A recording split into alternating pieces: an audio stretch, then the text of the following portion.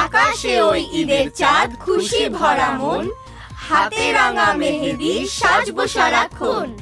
নামাজ শেষে কোলাকুলি বন্ধু পরিজন, মজার মজার খাবারেতে খুশির আয়োজন।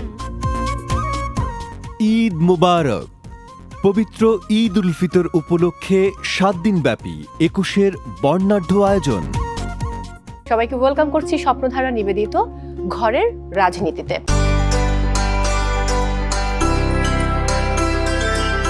ঈদ মোবারক, কেমন আছেন? ঈদ মোবারক, আমি ভালো আছি। আপনারা ভালো আছেন? আই এম সো হ্যাপি যে আপনারা কালার ম্যাচিং করে পড়েছেন। আমার মনে হয় যে আমার আর আমার হাজবেন্ডের একটা টেলিপ্যাথিক কানেকশন আছে। আপনি আজকে আপনার ঘরের রানীকে কিভাবে আমাদের সামনে উপস্থাপন করবেন? আল্লাহ হয়তো মিলিয়ে দিয়েছে যে আমার কপালে আমার সহধর্মিনী চাকরিয়ায় পড়েছে। স্ত্রী যখন আপনার থেকে বড় লোক, তখন ব্যাপারটা আসলে কেমন?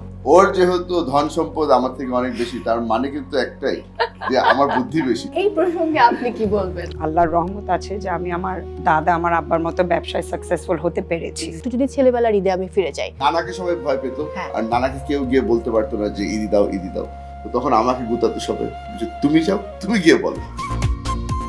স্বপ্নধারা নিবেদিত বিশেষ টক শো ঘরের রাজনীতি, প্রযোজনা রাজন হাসান।